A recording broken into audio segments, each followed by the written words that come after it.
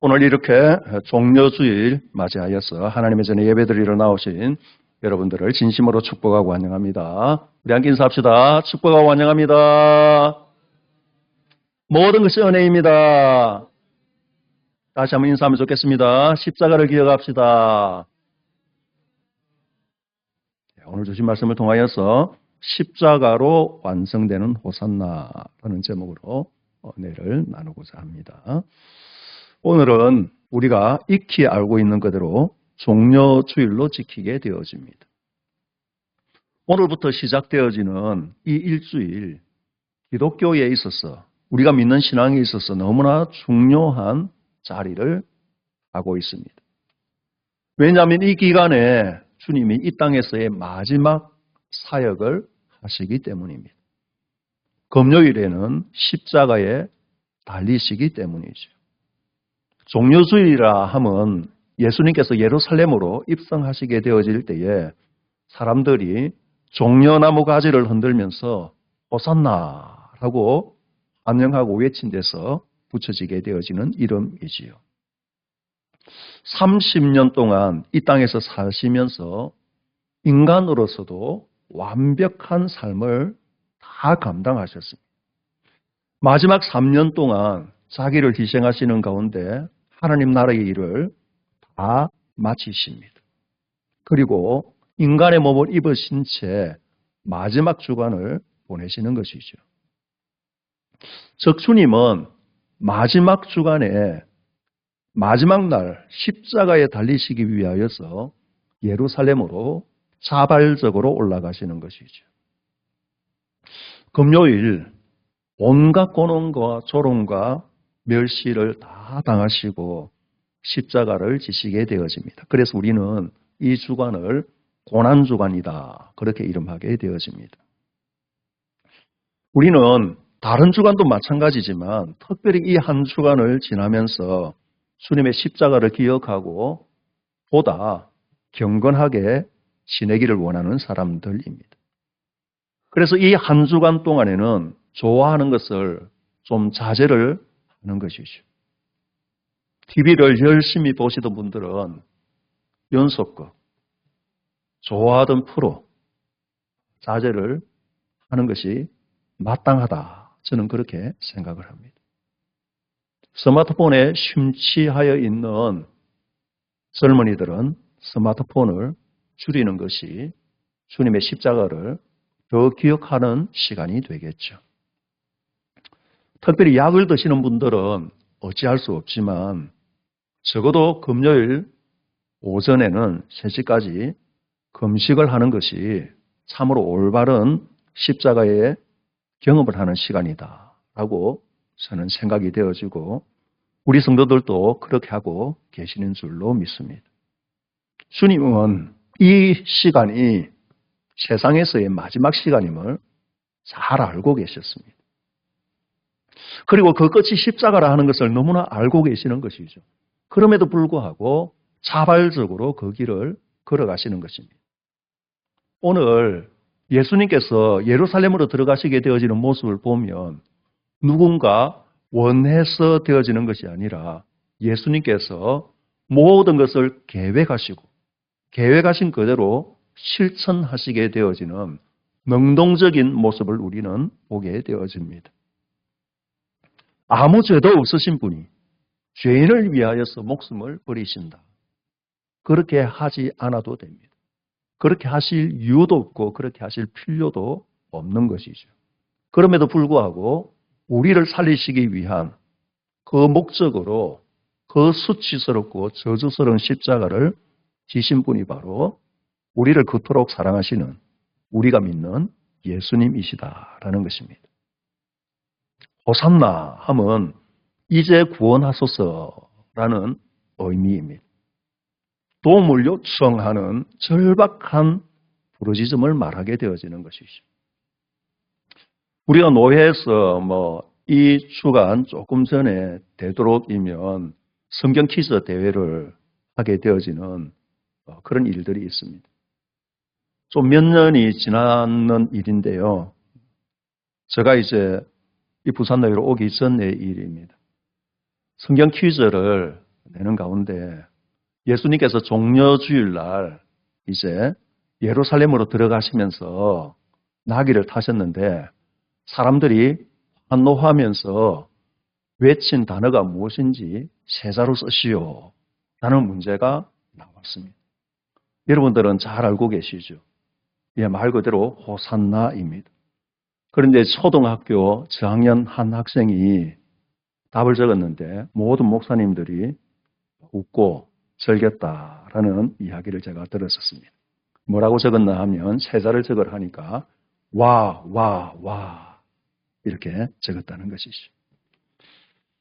이 호산나라 하는 의미가 구원해달라라는 의미를 넘어서게 되어지는 역사적 순간이 바로 이 종려주일이었습니다. 우리를 구원하여 주십시오 라고 외치게 되어졌던 그 외침이 이제는 우리가 승리하겠구나. 이분이 예루살렘으로 들어가기만 하면 우리는 로마의 권세를 무찌를 수 있겠구나. 기득권을 가지고 우리를 괴롭히고 있었던 저 정치인들의 세력에서 우리가 벗어날 수 있겠구나. 오병이의 기적을 행하시고 무리를 걸으시는 예수님의 모습을 바라보면서 이제 우리는 고생끝 행복 시작이다 라고 외치게 되어지는 것이죠. 그래서 이 순간에 호산나라고 외치는 것은 우리를 구원하여 주십시오 라고 외치는 의미도 있지만 만세 또는 할렐루야 라고 외치게 되어지는 오늘 그리스도인들의 고백과도 같은 외침이 되어집니다. 우리가 호산나라 하는 어린이들이 그리고 우리가 자주 부르는 찬송을 잘 알고 있습니다. 그 이제 CCM에 의하면은 호산나 호산나 호산나 높은 곳에서 이런 찬양을 우리가 부르게 되어질 때에 우리를 구원하여 주십시오. 주님 십자가로 우리를 구원하여 주십시오. 그런 간절한 소원의 외침보다는 너무나 기쁘고 즐겁게 호산나를 우리가 외치게 되어지는 것이죠. 그래서 오늘 우리에게 있어서 호산나라 하는 이 외침은 간절한 절망 가운데 부르짖게 되어지는 호소. 주님 어찌할 수 없으니 나를 구원하여 주십시오. 지금 구원하여 주십시오. 라고 외치게 되어지는 소리이기보다는 찬양하는 소리에 환호하는 소리에 가까운 것이죠. 우리는 참 자주 살면서 호산나를 외치게 되어질 때가 있습니다. 그런데 문제는 일이 잘 풀릴 때는 내가 기획한 대로 인생이 잘 흘러갈 때는 호산나를 외치게 되어지지만 절망에서 우리가 과연 이 외침을 하고 있느냐라는 것이죠. 모든 일들이 잘 풀려가게 되어질 때 우리는 자연스럽게 하나님 감사합니다. 지금이 은혜입니다. 라고 말하게 되어지지만 그 상황이 무너지게 되어지는 순간이 우리에게 오게 되어집니다. 직장에서 일이 꼬이게 되어지고 건강에 문제가 생기게 되어지고 관계가 틀어지게 되어질 때에 기도를 그렇게 열심히 하였는데 응답이 없는 것처럼 느껴지게 되어질 때에 우리 입에서 나오게 되어지는 소리는 호산나가 아닌 것이죠. 왜 나한테는 이런 일이 생깁니까? 왜 하나님 침묵하십니까? 이것이 우리의 실제의 모습인 것이죠. 그들을 향하여서 우리는 돌팔매질을 할 수가 없습니다. 호산나라고 외쳤던 그 사람들이 주일날 그렇게 외쳤던 사람들이 금요일날 어떻게 며칠이 지나지 않아서 십자가에 못 박아라고 그렇게 외칠 수 있느냐라고 우리는 그들을 비난하지만 오늘 우리의 삶으로서 실질적으로 그들을 비난할 수 있느냐 하는 문제 앞에 목사님 저도 고개를 숙일 수밖에 없는 것이죠. 오늘 본문은 우리들에게 아주 본질적인 질문을 던지게 되어집니다. 나는 도대체 무엇을 기대하며 나는 무엇을 얻기 위하여서 예수님을 따르고 있느냐라는 것이죠. 예수님이 예루살렘에 들어가시게 되어질 때 오늘 본문을 우리가 읽었지만 사람들은 열광하게 되어집니다. 겉옷을 깔게 되어지고 종려가지를 들고 흔들게 되어지죠. 겉옷을 깐다라는 것은 정말 대단한 복종의 의미가 되어집니다. 이것은 그들의 삶의 가장 중요한 것이 되어지기 때문입니다. 옷을 입고 허리에 띠를 둘러야 그들은 활동하게 되어집니다. 저녁이 되어지면 그 옷은 이부자리가 되어집니다.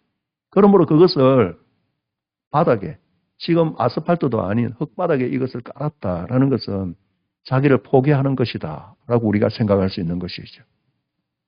그만큼 그들은 이 순간에 예수님을 향하여서 간절함으로 그리고 기대 섞인 마음으로 외치게 되어지는 것이죠.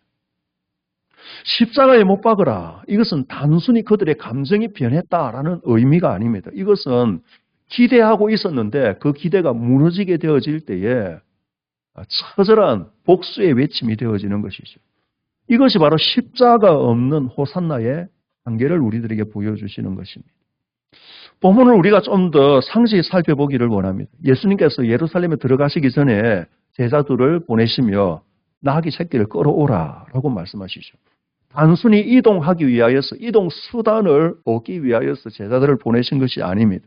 이것은 철저하게 예수님께서 의도하고 계획하신 바입니다. 구약에서는 스가랴 9장 9절에 이 내용이 이미 예언되어져 있습니다. 9장 9절이죠. 시온에 따라 크게 기뻐할지어다.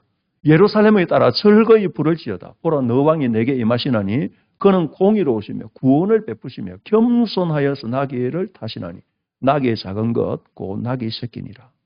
예수님이 오시기 전 수백 년 전에 이 내용이 기록되어져 있는 것이죠. 왕이 나귀를 타고 온다. 그 당시에 너무나 어리석은 일입니다. 그래서 이 왕이 원래는 말을 타야 하는데 나귀를 탄다라는 것이, 그리고 나귀 새끼를 탄다라는 것이, 건장한 30대의 청년이 나귀 새끼를 탄다. 제가 일전에도 한번 말씀을 드렸지만 아마 발이 질질 끌렸을 것입니다. 나귀가 얼마나 힘들었겠습니까? 그런데 그렇게 타실 수밖에 없는 것이 이미 프로그램 되어져 있었다라는 것입니다. 계획되어져 있었다라는 것입니다.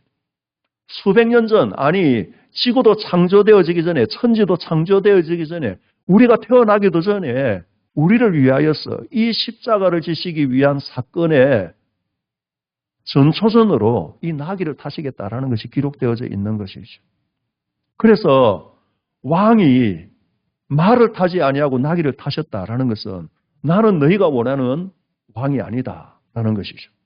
나는 힘으로 이 세상을 제압하러 온 것이 아니다라는 것이죠. 나는 스스로 낮은 자로 십자가에서 죽음으로 너희들을 구원하시겠다라는 사건의 모습이 바로 이 나귀 새끼를 타시는 것이죠. 그래서 우리는 이 모습을 바라보면서 예수님의 마음을 생각해 볼 필요성이 있습니다. 사람들은 왕의 입성을 보고 있습니다. 그래서 환호하게 되어지지만 장로님께서 기도 중에 언급하셨는데 예수님은 지금 십자가의 길을 시작하시는 것이죠. 같은 장면을 바라보면서 같은 내용으로 움직이고 있지만 완전히 다른 방향을 보고 있는 것이죠. 예수님은 말씀하고 계십니다. 주가 서시겠다 하라. 이 짧은 말 안에 엄청난 의미가 포함되어져 있는 것이죠. 예수님은 나귀의 위치를 잘 알고 계십니다. 나귀의 주인이 어떻게 반응할지도 알고 계십니다. 모든 상황을 예측하고 프로그램하고 계시는 것이죠. 그래서 이 사건은 결코 우연히 되어질 수 없다라는 것이죠. 철저한 계획 가운데 하나님의 구속의 일환으로 이 일들이 시작되어지고 있다라는 것입니다. 그래서 더 중요한 사실은 이 모든 것을 아시는 주님이 십자가를 피하지 아니하시고 계획되어진 대로 그곳으로 올라가고 계시다라는 것입니다. 예수님이 십자가를 몰라서 그곳으로 가신 게 아니라는 것이죠. 피할 수 없어서 그 길을 가신 것도 아니라는 것입니다. 자발적으로 그 길을 걸어가시게 되어지는 것이죠. 이것이 예수님이 우리를 향한 사랑이다라는 것입니다. 여러분 한번 생각해 보십시오. 우리는 어떻게 살아가고 있습니까? 손해보는 길, 피하기를 원합니다. 어리석게도 왜 손해보는 길로 걸어가느냐라고 모든 사람들이 말하게 되어지고 우리조차도 그런 길은 피하게 되어집니다. 자존심이 상하는 상황으로 일부러 들어가고자 하는 사람은 전혀 없습니다. 자존심을 상하게 되어지는 이야기를 듣게 되어지면 화가 나게 되어지고 저 사람이 나의 자존심을 상하게 할 만한 사람이다라고 생각하게 되어지면 그 사람은 피하게 되어지는 것이죠. 나를 존중하고 나를 높여주고 나의 마음에 들고 나의 기분에 맞는 말을 해주는 사람, 그런 사람들을 찾는 것이죠. 세상의 정치인들도 왕도 그런 사람을 찾게 되어질 때에 간신배들이 주위에 우글거리게 되어지는 것 아닙니까? 불편한 관계 결코 원하지 않는 것이 우리의 삶입니다. 조금만 힘이 들어도 이건 아닌 거지. 굳이 내가 이 길을 걸을 수 있는가 라고 생각하며 돌아서게 되어지는 것이 우리의 마음이고 우리의 행동입니다. 그런데 예수님은 정반대의 길을 선택하시는 것이죠. 가장 고통스러운 길을 가장 의도적으로 선택하십니다. 사람들이 호산나라고 외치면서 이제 다윗의 나라가 왔다. 우리가 그토록 바라고 소원하였던 그 나라가 이제 이루어졌다. 모든 사람들이여 예수의 뒤를 따르라. 우리가 승리할 것이다. 그런데 그들이 말하게 되어지는 구원이 무엇입니까? 그들의 마음속 구원은 로마로부터 해방이죠. 경제적인 성공이죠. 민족적 성공이죠. 한마디로 말하게 되어지면 예수님, 내 인생을 잘되게 해주십시오. 이것이 낯설지 않는 것은 우리의 기도와 너무나 닮아 있다라는 것입니다. 하나님이 이것만 해결해 주십시오. 이 문제만 잘 풀리게 해 주십시오. 이 상황을 역전시켜 주십시오. 예수님 그런 능력이 있으시니 이 기도에 응답하여 주십시오. 물론 틀린 기도가 아니라는 것을 우리는 잘 알고 있습니다. 그리고 우리는 우리 인생에 가지고 있는 모든 문제를 해결받기 위하여서 간절히 주님 앞에 부르짖어야 합니다. 그럼에도 불구하고 그것이 문제가 되어지는 것은 그것이 전부라면 우리는 여전히 호산나를 외치게 되어지는 군중일 수밖에 없다라는 것이 이 말씀이 우리들에게 주시는 은혜인 것이죠. 십자가 없는 호산나, 희생이 없는 구원, 변화 없는 은혜, 그것은 결코 구원이 되어질 수 없다라는 것입니다. 너무나 이 장면이 아이러니한 것은 너무나 가슴이 먹먹해질 수밖에 없었던 것은 예수님이 이것들을 다 알고 계시다라는 것이죠. 이 환호가 며칠을 지나지 않습니다. 사람들이 곧 돌아서게 되어질 것입니다. 자기를 버릴 것을 예수님은 알고 계십니다. 심지어 예수님의 측근에서 3년 동안 따라다녔던 제자들마저 한 사람은 예수님을 팔아먹게 되어지고 한 사람은 저주하고 부인하고 맹세하게 되어지고 모든 사람들이 뿔뿔이 흩어지게 되어질 것을 알고 계십니다. 그럼에도 불구하고 굳이 마음 아픈 그 길을, 가슴 아픈 그 길을, 자신의 육체가 찢어지게 되어지는 그 길을 묵묵히 걸어가시는 것이죠. 사랑하는 성도 여러분, 정말 깊이 생각해 보면 도대체 어떻게 이런 일이 있을 수 있는가? 어떻게 스님이 그 길을 마다하지 아니하시고 그 길을 가실 수 있는가? 상상도 못할 일들이 이루어지고 있는 것이죠. 우리의 삶에 비추어 보면 이것이 얼마나 얼토당토 아니한 행위인가라는 것을 더 알게 되어집니다. 우리는 얼마나 쉽게 변합니까? 결단했다가 무너지게 되어지죠. 기도하다가 식어버리게 되어지죠. 감동받았다 하는 그 순간이 불과 몇 초 지나지 않아서 원망으로 바뀌게 되어지는 것이 우리의 삶입니다. 너무나 답답한 것은 그런 우리를 예수님이 다 아심에도 불구하고 여전히 우리를 향하여서 오늘도 타고 오시는 것 아닙니까? 그리고 그 자리가 십자가의 자리다라는 것이 오늘 우리에게 주어진 하나님의 선물입니다. 오늘 우리의 구원은 호산나에서 완성되어지는 것이 아니라 십자가에서 완성되어진 것이죠. 예수님이 그렇게 걸어가시면서 우리들에게 요구하시는 것이 도대체 무엇일까? 마태복음 16장 24절과 25절은 이렇게 기록하십니다. 이에 예수께서 제자들에게 이르시되 누구든지 나를 따라오려거든 자기를 부인하고 자기 십자가를 지고 나를 따를 것이니라. 누구든지 제 목숨을 구원하고자 하면 잃을 것이요 누구든지 나를 위하여 제 목숨을 잃으면 찾으리라. 자기를 부인하라는 것 아닙니까? 자기를 부인하는 것, 이것이 바로 신앙의 출발점입니다. 나를 없애버려라. 너의 모든 것을 포기하라. 라는 그런 의미가 아니라 나의 중심에 있는 나를 내려놓으라. 라는 뜻 아닙니까? 우리는 너무 자연스럽게 지금까지 이렇게 살아왔고 어쩌면 앞으로도 이렇게 살아갈 것입니다. 내 기분이 기준이 되어지죠. 내 자존심이 기준이 되어지고 내 판단이 기준이 되어집니다. 그런데 주님은 그것이 기준이 아니라 주님이 기준이 되어지기를 원하시는 것이죠. 누군가 나를 무시하게 되어지면 그 순간에 불현듯 불릴 듯이 올라오게 되어지는 순간이 감히 나를 어떻게 보고 이런 것 아닙니까? 그때에 주님의 십자가를 우리가 묵상하고 있다면 나는 죽고 주님의 뜻대로 살겠습니다 라고 고백할 수밖에 없는 것이죠. 이것이 자기를 부인하게 되어지는 순간입니다. 그래서 사랑하는 성도 여러분, 십자가라 하는 것은 특별한 이벤트가 되어질 수 없습니다. 매일 반복되어지는 선택인 것이죠. 너무 피곤한데도 불구하고 한 번 더 엎드리는 것입니다. 한 번 더 섬기는 것이죠. 손해를 감수하고도 정직하게 사는 것이죠. 관계에 앞서서 내가 먼저 엎드리고 내가 사과하고 내가 섬기게 되어지는 것입니다. 이것이 거창하지 않다고 우리는 생각합니다. 그럼에도 불구하고 이것이 얼마나 어려운 일인지 우리는 잘 알고 있습니다. 내가 90% 잘하고 상대방의 잘못이 10%라고 생각하게 되어질 때에 우리는 겸손하기 어렵습니다. 아니 내가 100% 맞고 상대가 100% 틀리다 하더라도 우리는 겸손하지 않습니다. 그래서 우리는 먼저 사과하지 않는 것이죠. 그럼에도 불구하고 주님은 100% 옳으심에도 불구하고 십자가를 지셨기에 우리가 그 길을 걷기를 원하는 것입니다. 다들 편법을 쓰지 않습니까? 나만 정직하게 하면 100% 손해가 되어집니다.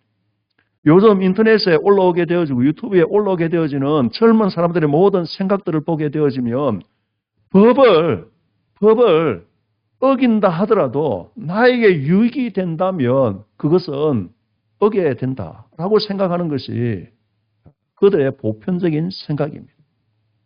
다른 사람들에게 큰 피해를 끼치지 않는 한 법을 어겨서라도 법의 빈틈을 찾고 또 찾아서 나를 유익하게 만드는 것, 그것이 내가 사는 길이고 성공하는 길이다라고 말하게 되어지죠. 나만 정직하게 살면 손해인 것입니다. 그럼에도 불구하고 우리가 정직하게 살게 되어지는 것, 하나님 주신 양심 앞에 서게 되어지는 것은 내가 십자가를 알기 때문인 것이죠. 그래서 예수님은 자기를 부인해라 라고 말씀하시게 되어지고 잃는 자가 얻는다 라고 말씀하십니다. 이것은 결코 이론으로 이루어질 수 없는 일입니다. 여러분 지금까지 십자가의 길을 걸어오셨습니다. 지금도 십자가의 길을 걷기를 원하고 앞으로도 우리의 목표는 골고다 언덕까지 가는 것입니다. 살아보면 알게 되지 않습니까? 그렇게 손해보며 살았는데 그렇게 주님의 모습을 담기 위하여서 힘들고 어렵게 발버둥 쳐왔는데 오늘에 이러고 보니 그것이 하나님의 은혜였습니다. 라는 것을 우리는 고백하게 되어집니다. 모든 것들을 내려놓게 되어지니 주님이 주신 평강이 우리에게 임하게 되어지는 것 아닙니까? 그것이 십자가의 능력인 것이죠. 사랑하는 성도 여러분, 그래서 이번 주간 우리가 좀 더 훈련되어지기를 원합니다. 내가 하고 싶은 대로 하지 않는 훈련을 하기를 원합니다. 내가 하고 싶은 말을 좀 참는 훈련을 하기를 원합니다. 내 가고 싶은 것을 마음대로 가지 않는 훈련을 하기를 원합니다. 나는 오늘 과연 무엇을 기준으로 선택할 것인가 라는 그 기준을 조금 더 바꾸기를 원합니다. 환호가 없어도 갈 수 있는가? 아무도 알아주지 않는다 하더라도 결과가 보이지 않는다 하더라도 무시를 당한다 하더라도 손해를 본다 하더라도 그 주님이 걸으신 그 길을 갈 수 있느냐라는 것이 우리의 숙제가 되어지는 것이죠. 할 수 없지만 주님 때문에 하겠습니다. 라고 고백하는 것이 십자가의 길을 걷는 사람입니다. 사랑하는 성도 여러분, 종려주일에 그렇게 외쳤던 환호는 다 사라져버렸습니다. 십자가에 못 박으라 라고 외치게 되어지는 그 환호성도 다 사라져버렸습니다. 그러나 남은 것이 있습니다. 십자가만 남아있는 것이죠. 그 십자가가 우리의 구원을 완성하였습니다. 우리는 십자가의 길을 걸음으로 우리의 몸과 마음을 잘 가다듬음으로 주님의 말씀을 지킴으로 구원함에 이르는 것이 아닙니다. 우리는 십자가를 바라보면서 십자가를 믿음으로 이미 구원함에 이런 백성으로 살아가게 되어지는 것이죠. 그러므로 사랑하는 성도 여러분, 우리는 호산나에 머무를 수 없습니다. 십자가로 나아가야 합니다. 그 길은 좁고 그 길은 외롭고 그 길은 손해보는 길입니다. 그럼에도 불구하고 그 길이 생명의 길입니다. 우리 인생의 마지막 고백에 주님, 그때 내가 편한 길이 아니라 십자가의 길을 선택한 것이 내 인생에서 가장 잘한 최고의 선택이었습니다. 이 고백이 우리의 고백이 되어져야 하지 않겠습니까? 호산나, 우리를 구원하여 주십시오. 라고 외치게 되어지는 우리의 삶에 이미 십자가가 들어왔습니다. 우리는 구원함을 얻은 백성으로 살아가게 되어집니다. 그래서 그 은혜를 통하여서 주님이 걸으신 그 십자가의 길을 걷게 되어지고 그 십자가의 끝에서 주님을 만나게 되어지고 주님이 걸으신 십자가의 삶을 완성하시는 저와 여러분 되시기를 주님의 이름으로 축원합니다. 주님 감사합니다. 바로의 끝에 십자가가 있었음을 주님은 알고 계셨지만 그들은 알지 못하였습니다. 그들 중에 그렇게 잘나고 똑똑하고 위대한 사람이 있었음에도 불구하고 알지 못하였는데 오늘 이 세상에서 가장 미천하고 연약하고 부족한 우리들이 이 사실을 알게 되어졌을 뿐만 아니라 우리 입술로 고백하게 하시고 부족하지만 그 입술의 고백대로 살게 하셨으니 우리의 힘이 아니라 우리의 능력이 아니라 주님의 주신 은혜로 이 길을 감당케 하여 주옵소서. 예수님 이름으로 기도합니다.